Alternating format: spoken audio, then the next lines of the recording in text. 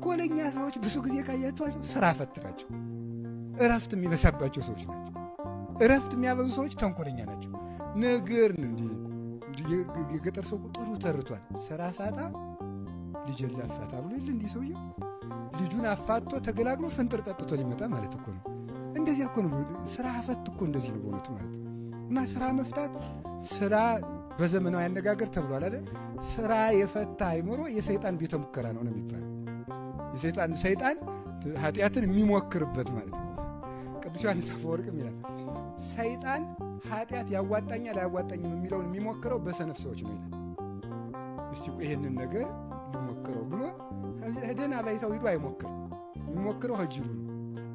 ጅሉ ይሞክርና ይሄ ነገር ጥሩ ነው ያዋጣል ይልና ሰው መጀመሪያ የ50 ብር ዕቃ ገዝቶ አይደል የ50 ሺህ ብር ንግድ የሚጀምር። ሰይጣን መጀመሪያ ከጅል ሰው የሞከረውን ኃጢአት ትልቅ ሰው ያደርሰዋል፣ ትልቅ ሰው ይጥልበታል ማለት ነው። እና የኃጢአት መፈተኛ ነን እኛ፣ የኃጢአት መሞከሪያ። ኃጢአት ሁሉ መፈተና የሚጀምረው እኛ ጋር ነው። ለምን? ስራ ከመፍታት የተነሳ። ስራ ያጣ መነኩሴ በሉ የትክክለኛ ጥቅስ እኮ የገዳሙ ስራ ካለቀ ቆብህን ቅደድና እንደገና ስፋው ነው። ምክንያቱ ለምንድን ነው? ቁጭ ስትል ኃጢአት እንዳያሳስብህ ማለት ነው። ቁጭ ስትል ኃጢአት እንዳያሳስብህ። አሁን አንዳንድ ጊዜ እንዲህ ያደርጋል ዲያብሎስ፣ ተንኮለኛል። ስግደቱን ያስጠላል፣ ቆሜ ልጸልይ ሲሉ ደግሞ ያስጠላል።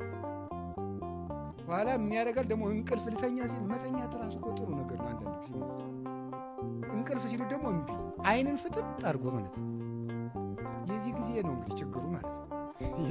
የዚህ ጊዜ ይኸውላችሁ ልተኛ እምቢ፣ ልስገድ እምቢ፣ ልጸልይ እምቢ። ደግሞ አይምሮን ማጨናነቅ ምን እንደሆነ ደግሞ አይገባንም። በምን እንደምንጨነቅ እንኳን ደግሞ ሳናውቀው ማጨናነቅ ይጀምራል። ይሄ ነው ስራ መስራት። ይሄንን የሚያቀለው ሁለት ነገር ነው። አንደኛ እምቢ ብልም መስገድ ነው ከተቻለ። ካቃተ መንከባለን ነው በስዕል ፊት።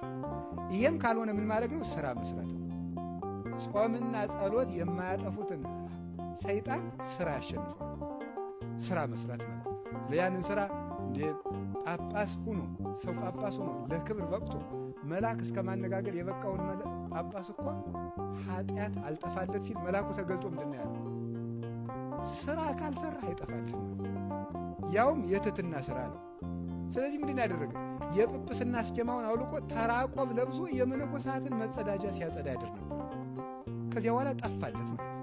ስራ ከሰራ ይጠፋልሃል። ያውም ደግሞ የምን ስራ ነው ያድረው? የትህትና ስራ። የተናቀውን ስራ ለእኔ ስጡኝ በል። የተናቀውን ስራ ለእኔ ስጡኝ ካል በዚያ በተናቀው ሰዎች ሲንቁ እግዚአብሔር ደግሞ ያከብራል። ሰዎች ሲንቁ አጋንንት ደግሞ ምን ያደርጋሉ?